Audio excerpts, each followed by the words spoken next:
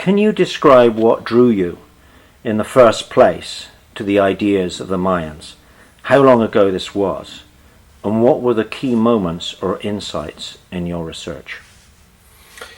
Well, I was drawn to the study of the Maya already in 1979 when I was 29 years old, and I was a graduate student at the University of Stockholm, and I wanted some change or something exotic to experience. And so I saw at some point there was an announcement you could go to Mexico, live in a Mexican family, and learn Spanish. And I decided to do this. And at the time this was kind of early on. It was before charter flights or anything, so it was much more exotic than it would be to do today. And unbeknownst to myself, I landed in Mexico City on the Day of the Dead, Dia de los Muertos, and came there, went out to this little city where I was going to stay, and found all these skeletons hanging from the lamp poles, and all the skulls that they were eating, and all that kind of things. And I was quite taken, is probably the word, by the colorfulness of the Mexican culture in general. But anyway, I stayed there, and then I decided to go on a train down to the southern Mexican region with the Yucatan Peninsula, and there I would also then meet some Mayan people, and there was a strong rapport, you might say.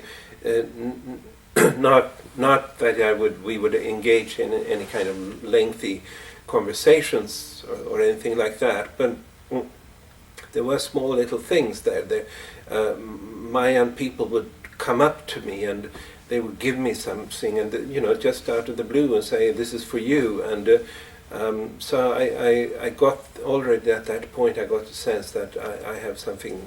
I mean something in this context, and this is where I have some kind of a mission. And but it wasn't any really wild visions that at one point things that brought me into the study of the Mayan calendar. I did already then hear about the end date, and it intrigued me. And even already at that point, when the first few things were happening among people, writers that are starting to sense that maybe they are right, that there is an end date. And to me, it just seemed very, just intuitive, sensing that this is true, and our calendar is false, and they are right. But after that, essentially, I went back to Sweden and continued my work as a scientist in biology and chemistry, and it took a long time until I actually took up the study of the Mayan calendar again. But it was just a fundamental sense of feeling at home spiritually in among the natives in Mexico and Guatemala that brought me to it.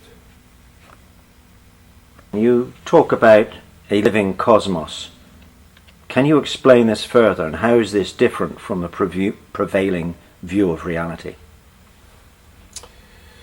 How the idea of a living cosmos differs from the prevailing view. I think I think it differs in the sense that in this view, everything is part of the same intelligence. It's all emerging from the cosmic world tree that is pulsing out energies and creating the life of the universe at all levels. It's not like saying this is life and this is not life. It is the universe becomes life, because the entire universe is created by this central intelligence. And whereas the prevailing view is much more one of fragmenting and separating the various aspects of reality.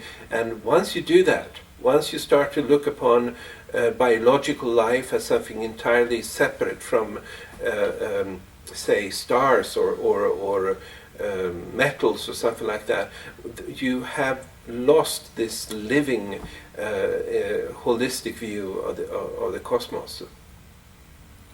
Very good. Who were the Maya, and what is it about their ideas and sacred calendar that is so special and relevant today? Well, who the Maya were. I think it is important to point out that the Maya still are.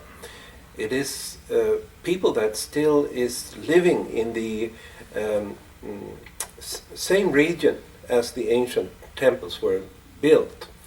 And they are about 5 or 6 million people today, and so were they during their so-called classical time, which is basically the first millennium after Christ. And I think we should not forget this connection. Sometimes it's a little bit funny. Tourists may come down to this region and they will sort of always talk about the Maya in the past. The Maya were, and then they might even talk to a person that is Mayan and say the Maya were so and so and so, as if it was not actually the same people that erected the pyramid structures and so forth.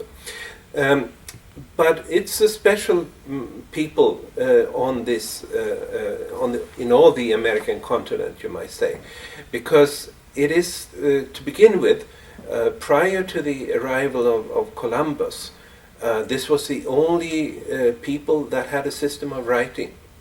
And you might say it would be like something like the Greek or the New World or something like that, because they on top of this they had a very sophisticated system of calendar studies, and most of that was lost, you might say, or they abandoned many aspects of this advanced calendar system already in the 9th century. Then it became even worse when the Spanish came and burnt their books, and yet despite this there are certain aspects, especially what we talk about as the sacred Mayan calendar, the 260-day count, that amazingly has survived throughout all these times in some of the mountain villages in Guatemala, and have been upheld by the special shamans that would be called day keepers, the keepers of the count. Could you tell us something about the Tzolk'in and the 260-day count, and what its purpose and meaning was? The Tzolk'in, which also goes by the name of the sacred calendar, is a special calendar in that it follows a 260-day cycle. It is then made up from a series of 20 day signs that is repeated over and over again, and then those are combined with a series of 13 numbers, 1 to 13, and which is repeated one time after another. And so you get 260 different combinations of day signs and numbers. And this the Maya have been following for 2,500 years, at least, because that's how long we can track it backwards on their inscriptions. And it's always been seen as the hub of the Mayan calendar system, that the rest of the more longer cycles are connected to. It's what keeps the whole calendar system makes it into one system. And so today, for instance, it is the day to Akabal. It means something about this day. It means that it holds a certain energy. And when people are born, obviously on specific days, they will get imprinted by that particular energy. And this is the knowledge that it is the task of the day keepers to conserve, so that the tradition of 260 days are not being lost. And it's, you might say, this is really the calendar which that life revolves around, still to this day in Guatemala. We would naturally think that holidays, like religious holidays, would be organized around the solar year of 365 days. But among the Maya, that is not so. They organize their holidays, their festivities around the 260-day sacred calendar. And so this has many different uses. It provides like an energy template for time. Could you explain how the 260-day calendar works, say, within regard to the Great Cycle? How does it sort of fit in? Well, every day are assigned energies on what you might say different levels, as part of different calendars of different length. So there is something called the long count of the Maya, which spans 5,125 years. And this is sort of what they use to keep track of the long-term passing of time, of their own history, of their own buildings of pyramids and so forth. And this includes always, every day is assigned one of these solkin, one of these sacred calendar combinations. It's really like that in the Mayan calendar system, that if you take a given day, you would be able to assign it an energy of several different levels.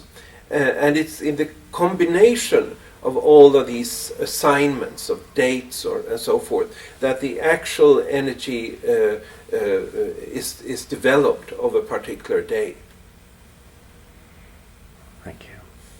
Could we then go on to talk about another important element in their thinking? This is the 9 underworlds. Could you first of all explain what is meant by an underworld? It sounds a bit sort of creepy to Westerners. Yeah. The Maya talked about the basic energies of the cosmos as what they would call the Ochlahun Tiku, which is the 13 heavens, and the Bolon Tiku, which is the 9 underworlds. And these ideas of heavens and underworlds, they were used all over these Mesoamerican regions. And when the Spanish came to Mexico and met the Aztecs, the Catholic priest would transcribe the underworlds as being hells, which is really a complete misunderstanding. It's more like if we would try to understand it in modern terminology, I would use the expression a level of evolution of consciousness. Each underworld is a time frame within which a sequence of 13 heavens is included. And this sequence brings about changes in consciousness. So the word underworld may seem both creepy and sort of unusual, On the other hand, I think we're talking about phenomena that needs something that we can't just put into our normal terminology thinking, oh, we know what this is. Because most people do not know what we are talking about. This is not how our own worldview normally is constructed. It is something, a new concept that in order to understand the Mayan calendar system, that people actually have to learn. Excellent. Could you then talk something about the 13 heavens and this idea of there being a yin-yang oscillation, the day-nights of the 13 heavens? Yeah, the 13 heavens, that's one of the aspects you might say have survived throughout this long time, from ancient times. And the 13 heavens, its most immediate manifestation is in the 13-day count, which is being included in the sacred calendar. And this is a count from 1 to 13, and each such count may be looked upon as a process of evolution from seed to mature fruit, going through the various stages that a plant goes through. And so the 13 heavens, you might say, they bring about an organic process of evolution. Yes. Okay.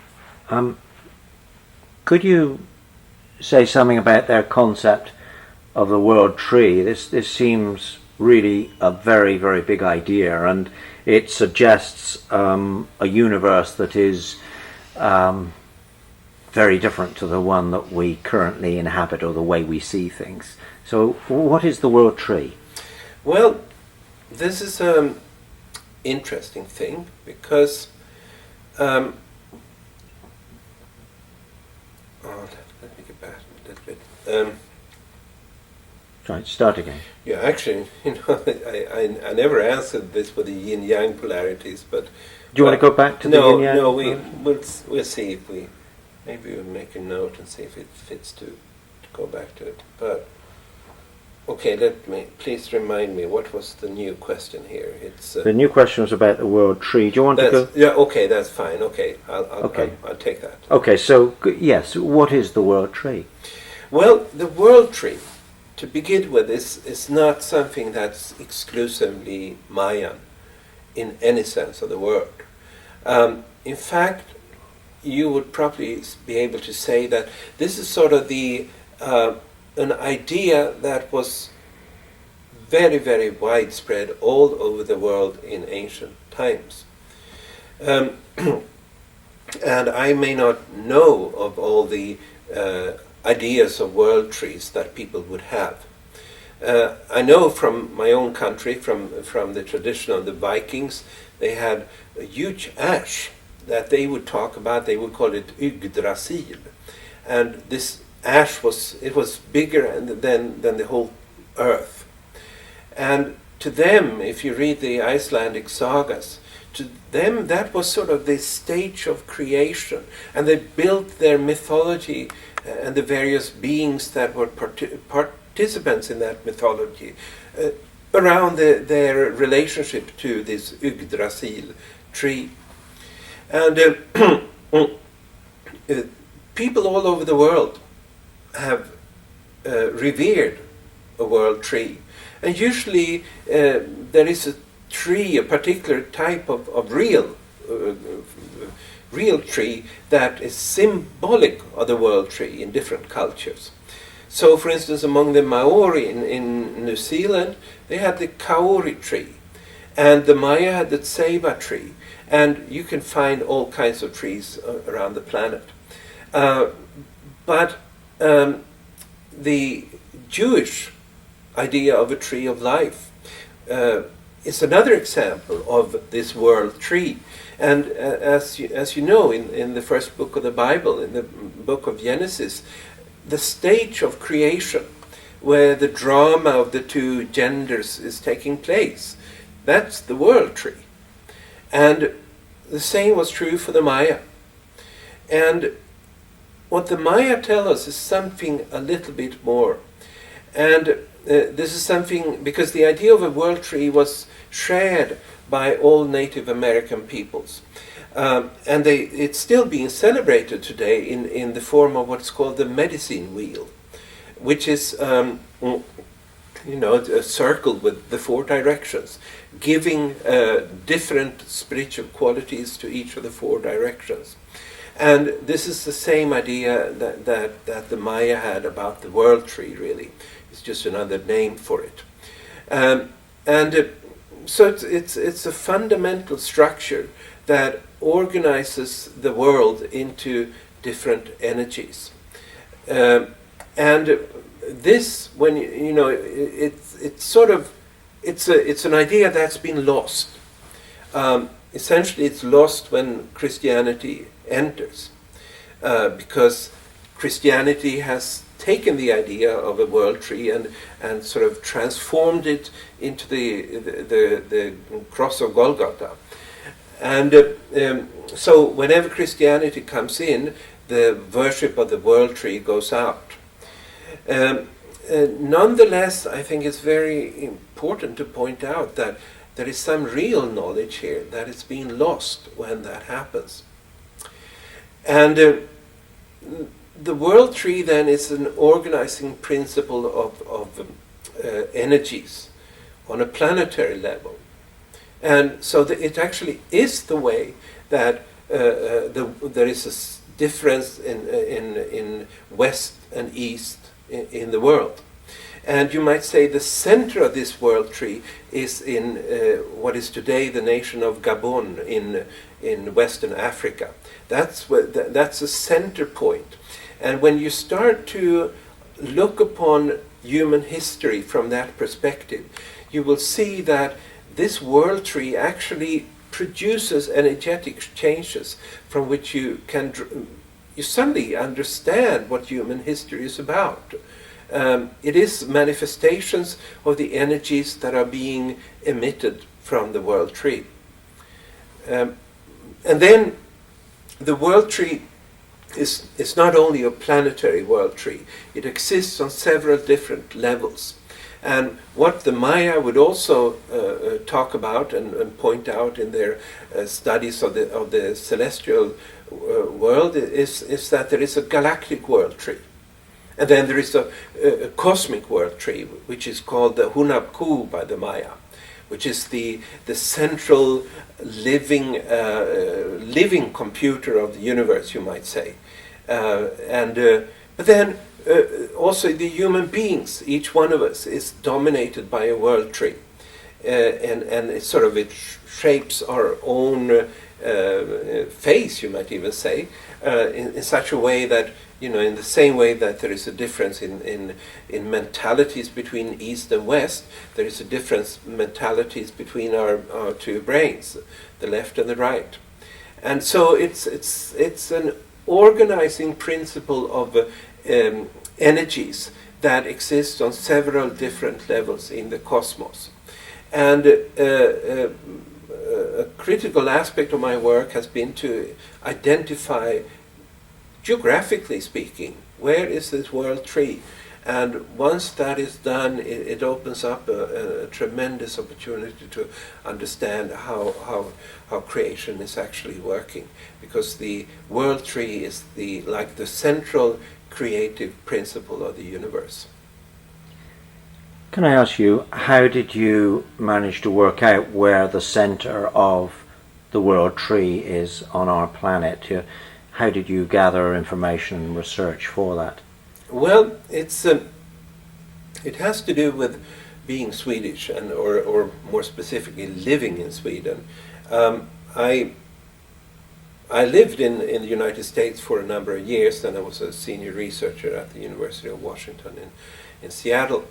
And already then, which is the early 90s, you might say, I had a lot of contact with ideas about the Maya and so forth. But nothing really, I never got any inroad to my own, what later became my own research, until I moved back to Sweden.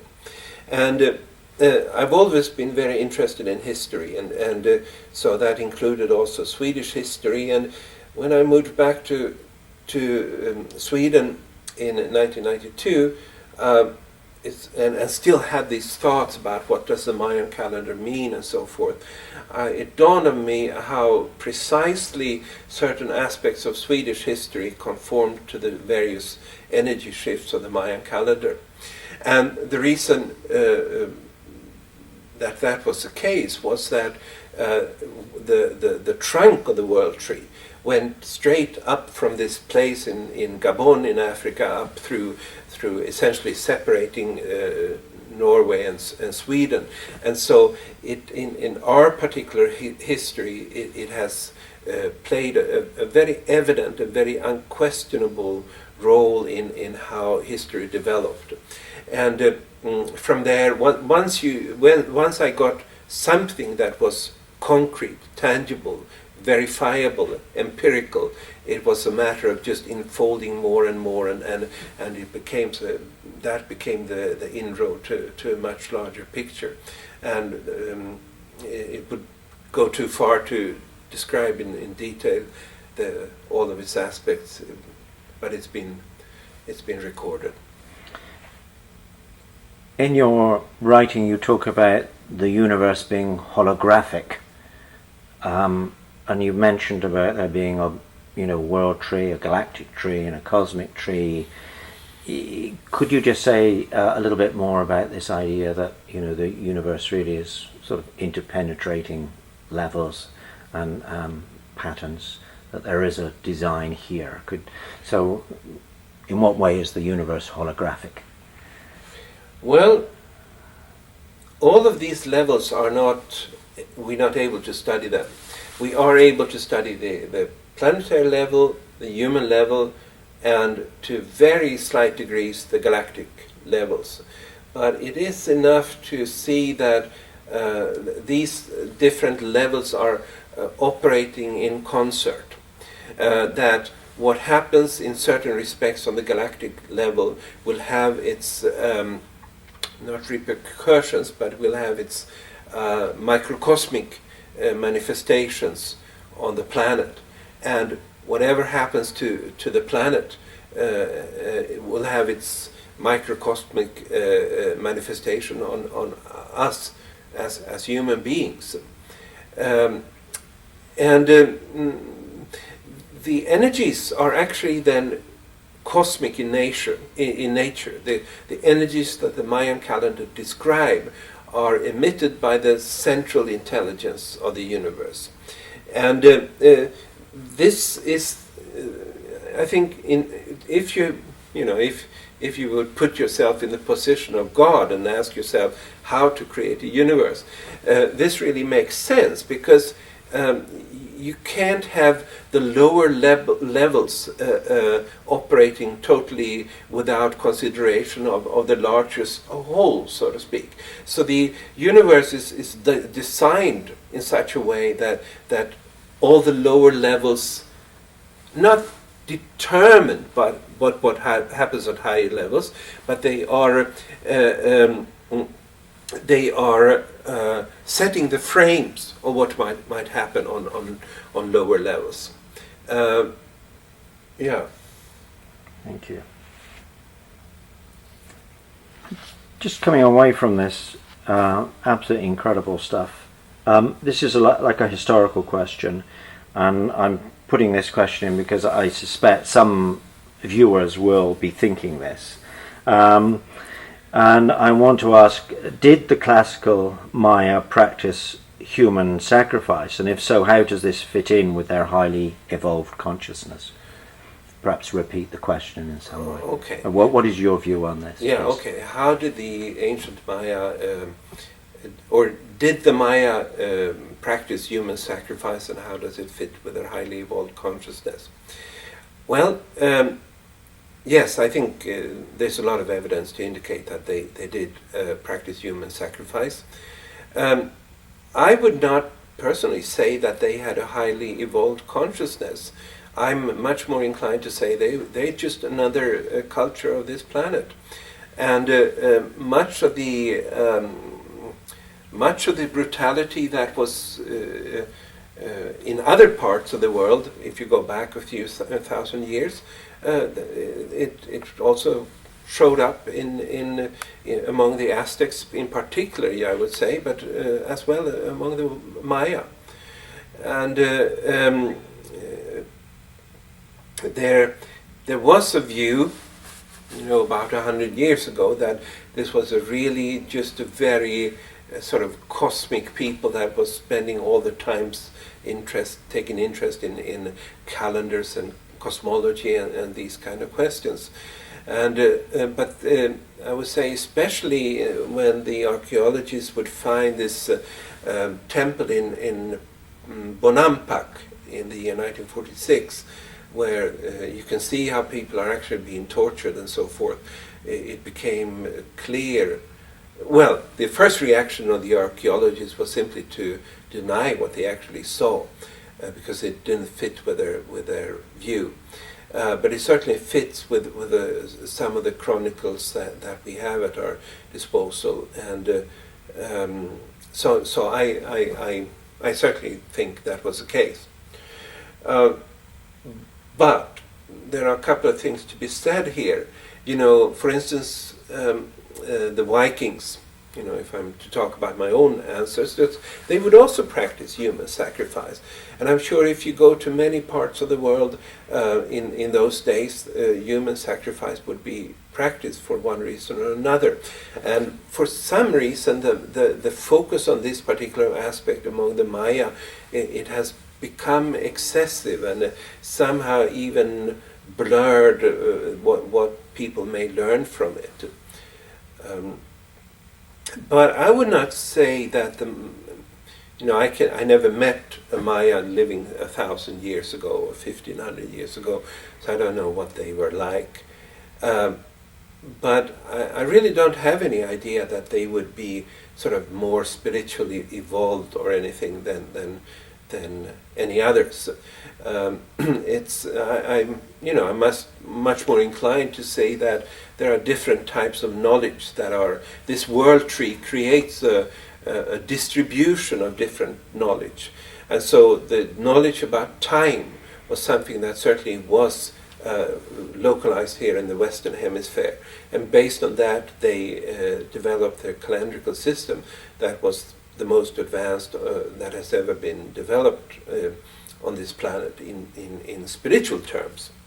But other peoples of this planet contributed other things, and so I'm not setting them apart like that. So perhaps one should see them not necessarily as highly spiritually evolved, but more as messengers or conduits of information coming through from the world tree and above. Absolutely. Okay. Thank you. Are you okay, Carl? Yes. Carrying on with it? Sure. You shout if you need a break. Okay. This is something that personally fascinates me, just the massive symbolism. And I'm not sure how this fits into the Maya calendar, but so I want to ask you this: is there? Okay, that's fine. Is there a significance to our solar system passing over the Great Rift or the womb of the galaxy at this present time? No, I would give a straight answer: no. I think it's a very strange thought that this is an idea that people are coming up with today, based on the fact that now people have these computer programs where they can look on how this planet will look in hundreds of years and an exact date and such things. There was nothing like that among the Maya. Their calendrical system, we can understand how they developed it, just by following the phenomena day by day.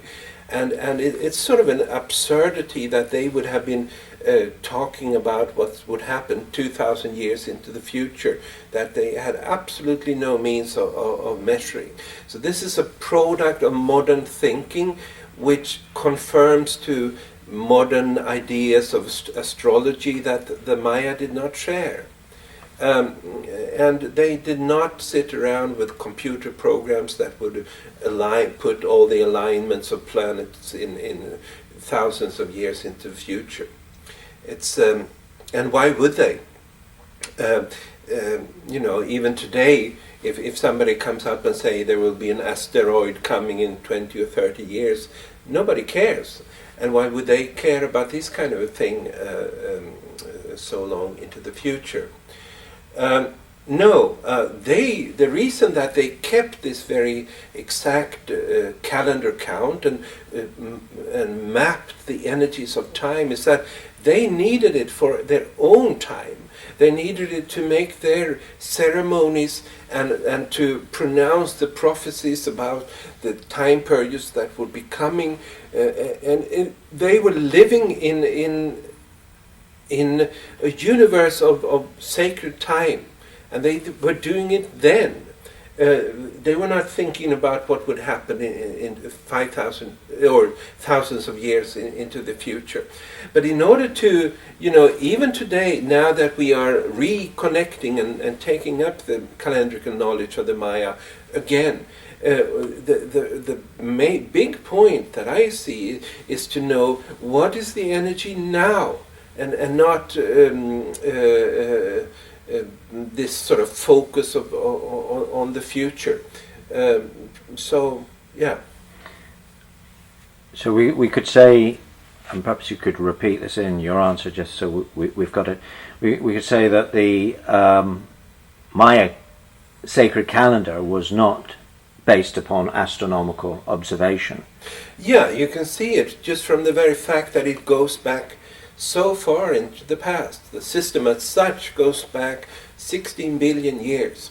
So it goes back to the time when modern science has described the Big Bang, that when matter suddenly emerged from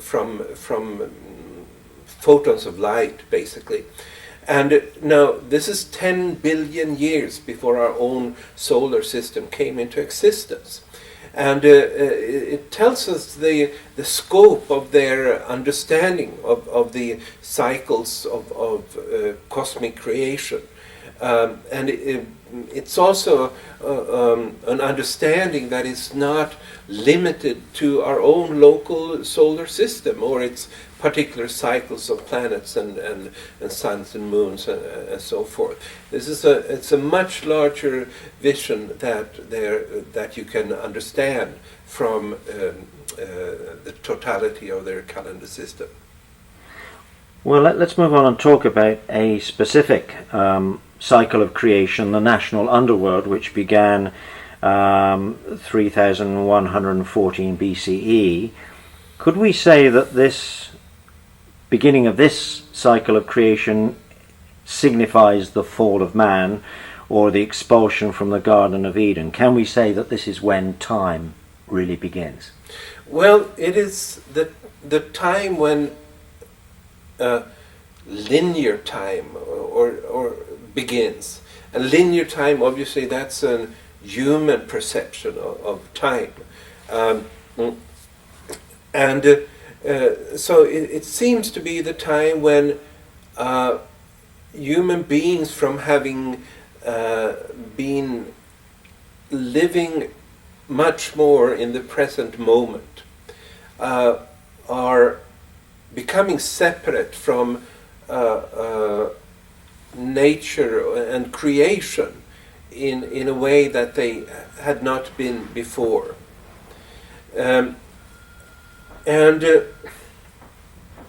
This is a big change. What we know, historically speaking, and any historian can verify this, is the amount of sudden changes that took place in some very early civilizations in the Middle East, essentially, at this particular time.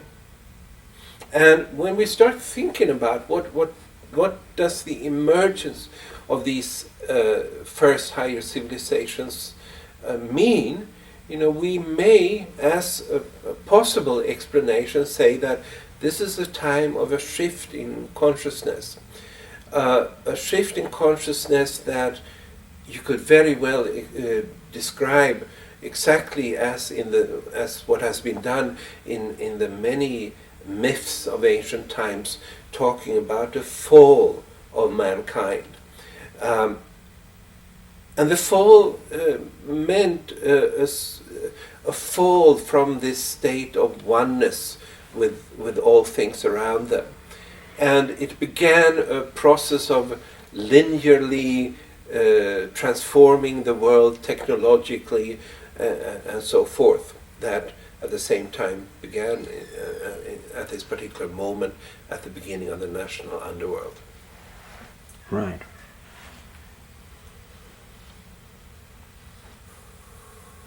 So, can we say at that point that we went out of balance? We started to go out of balance at that point. And here again, if you could repeat the question or the ideas somehow in your answer. Why? What is creation doing? Why isn't creation just letting us stay in a state of oneness? Yeah. Yeah, right. Now it's and now we're getting into the deeper philosophical questions, and it's just fascinating that the actual study of the Mayan calendar allows us to have these kind of discussions, because the whole idea of a fall of the Bible was just sort of some kind of a myth without any real relevance or so for a long time. It was looked upon that in the among people, and it also led to a conflict. It's easy to read about this in the Old Testament of the Bible, the conflict between man and God. Man got upset. There was this sense that they had been a fall, and it was blamed on God. And in the biblical tradition, it's actually described as a punishment by God. And there are different cultures have different variations of these stories. But here emerged this separation from oneness that occurred at the beginning of the national underworld. It created a separation from God, from the divine. And what you might say, no, let me say another thing then. And it was so in this conflict between man and God was so intense that you might say that the Christian religion emerged from this very idea of reconciliating God and man, and that's one of the most quoted verses from the Bible, that God loved mankind so much that he was willing to sacrifice his own son. What, in Maya terms, is or was the significance of 9/11? Well, to begin with, I should say that I didn't predict this particular event, but if you go back to the time when I sort of recreated the Mayan calendar in the early 90s, I saw and I said, this was a time when it seemed that the world had become appeased after the end of the Cold War, and the United States looked all-powerful and had a booming industry based on the computer and telecom and so forth. However, I looked upon the development from the perspective of the Mayan calendar, and I predicted that by the year 1999 there would be a new intensified conflict between East and West. This has to do with the world tree and the kind of polarities that it's creating. And so already after a long period of peace in the world, actually the 90s, you might say, it's the most peaceful time that the world has ever experienced. But in 1999 there was again a revival of warfare, especially then in Kosovo, in Yugoslavia, and then a few years later came 9/11, and then came the Iraq War and Afghanistan and so forth. They are all sort of reflections of this identity, this intensified conflict between East and West. That is, I shouldn't say it comes with necessity. It's just, but it's certainly one of the potential manifestations of the new polarity that's coming in, so that's the whole thing. But then, in a broader scale, I see our current time as a time that is bringing an end to Western dominance in the world, and exactly how this is going to happen, I wouldn't want to predict, but on a larger scale, we can see how the Asian nations are now turning into the motors of the world economy.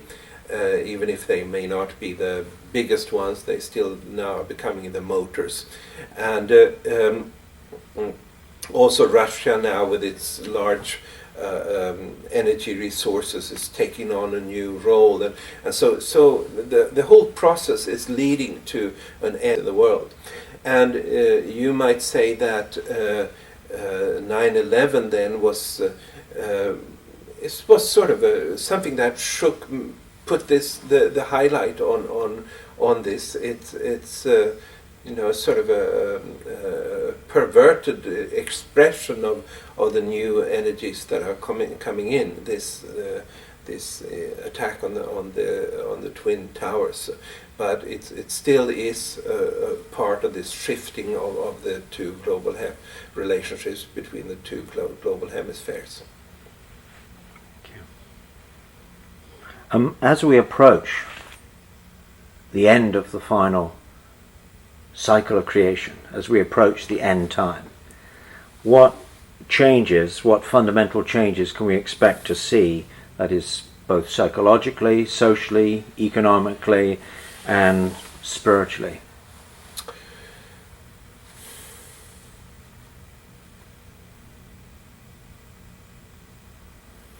Yeah, there is again, the world tree operates on different levels, and so it manifests the changes on different levels. So one level is the global perspective, another is the psychological, human, individual perspective, which you may talk about both as psychological and spiritual. And on the global scale, the big thing is this end to Western dominance in the world. On psychological, and this also has economic consequences.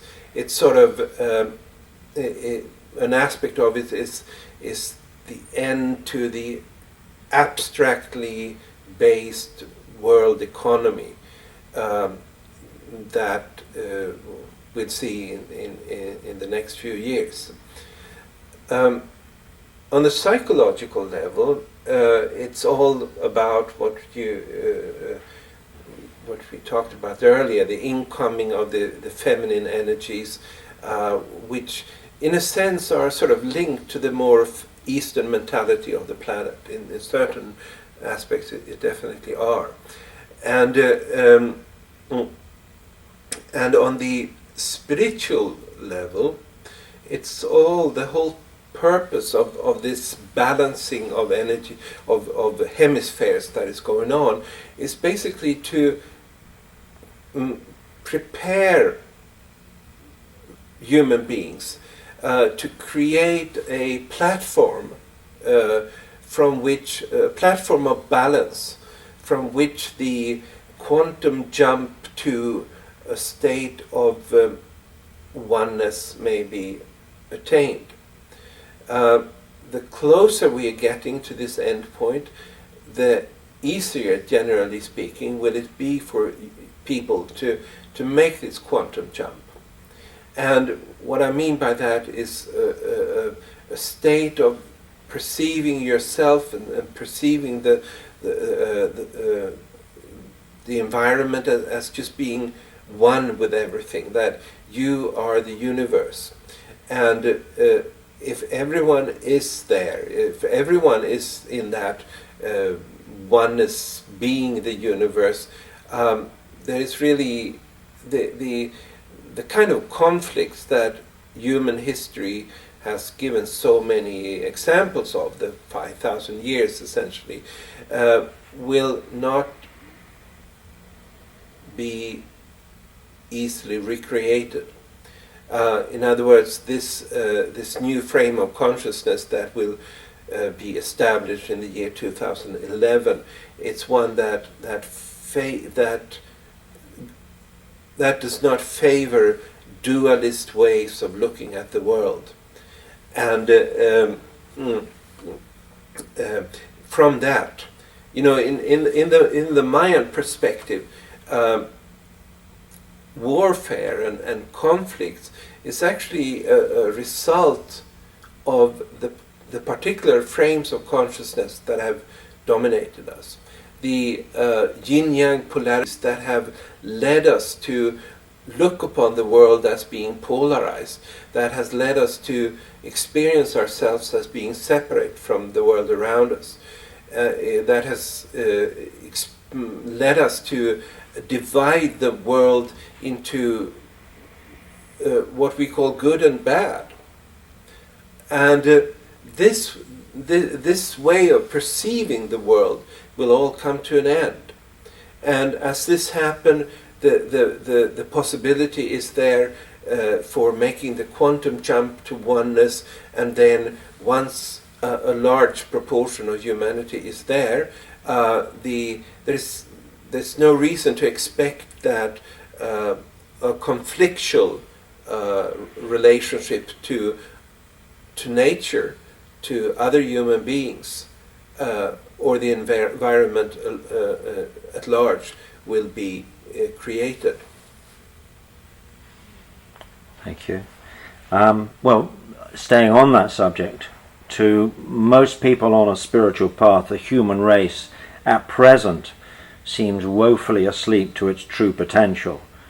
Yet according to the Mayan calendar, everything is exactly on schedule. How can these two ideas be reconciled? Well, let's see. You may need to repeat that. Okay. And if you could sort of... spiritual... to most people on a spiritual path, the human race at present seems woefully asleep to its true potential. Yes. Yet according to the Maya calendar, everything is exactly on schedule. How can these two ideas be reconciled? Well, I think, to begin with, I think we should be happy that there are so many people that feel that there's something wrong, because what it tells us is that there is some possibility that may lie ahead of us. And it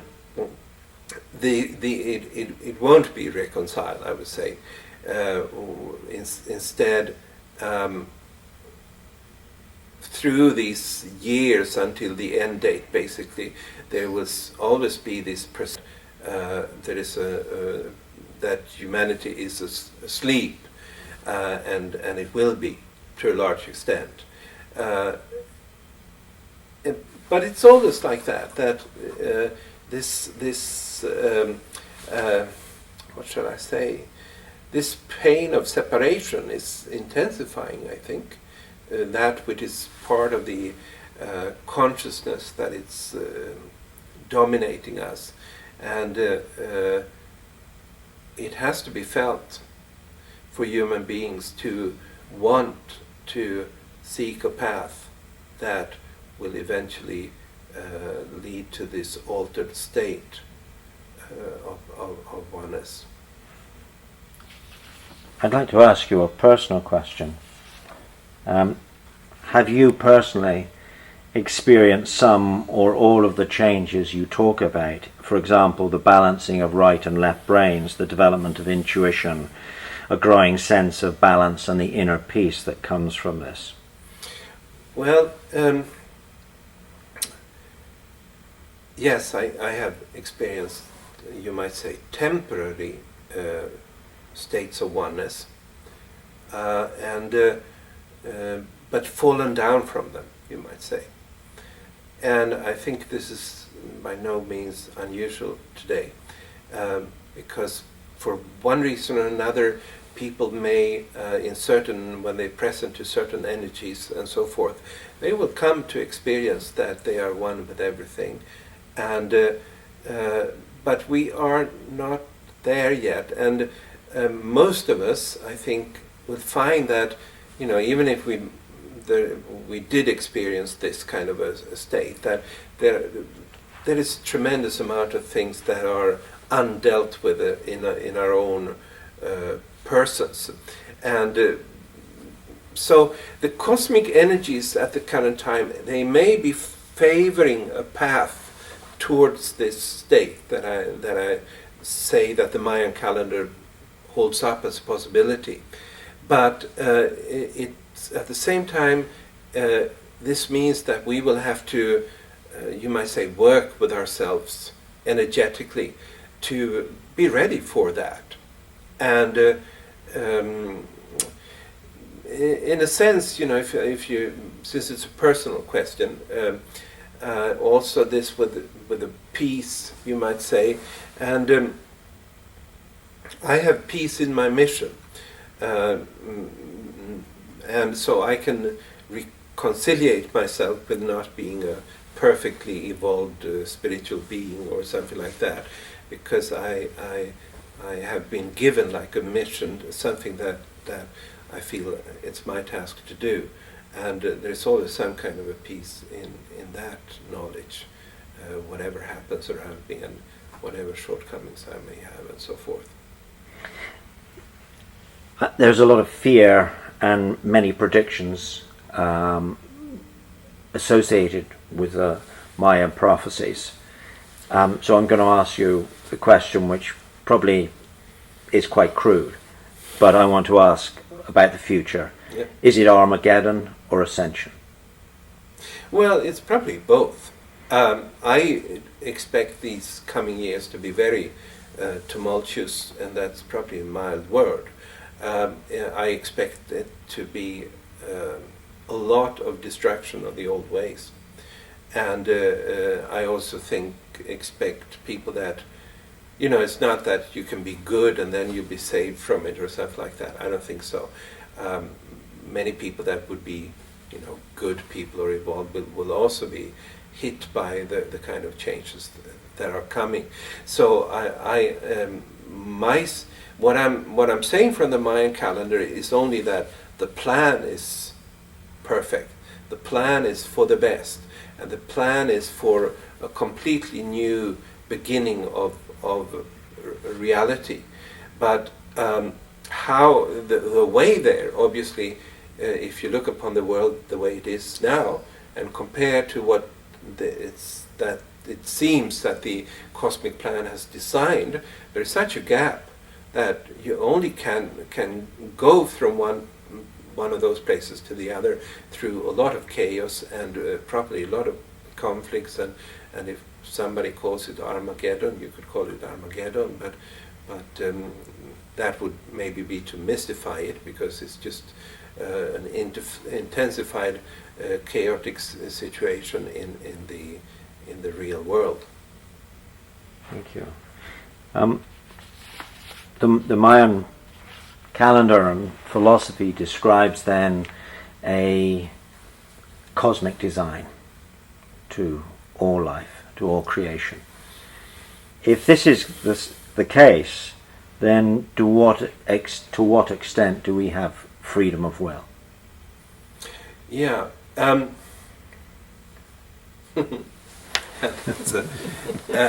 don't.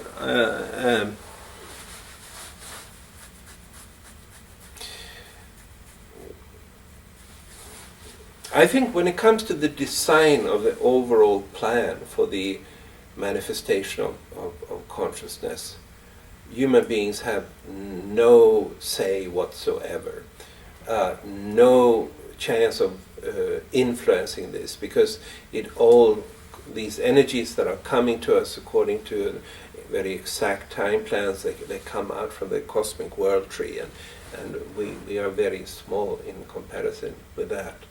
So in that sense, we have as a collective, we have no free will. Then comes the question, to what extent can we choose to surf on the incoming energies? To what extent can we choose to be part of the divine plan? And I think that there is a choice in that, but it's not something that I have any hard evidence to prove. But I think there is such a thing, and do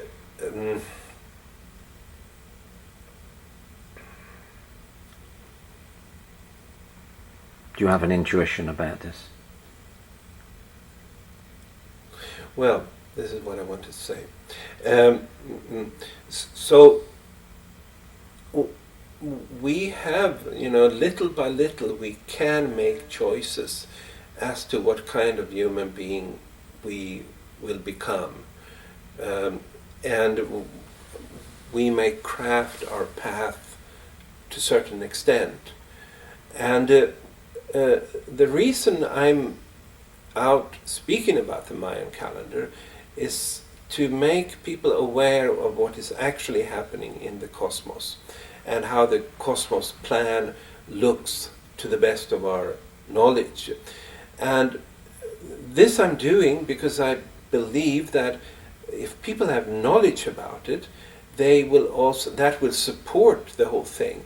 It will diminish all kinds of fears that people have in relation to it, and it will also allow people to make the kind of choices, to create the kind of directions that they will all be part of this cosmic movement to a universe of oneness.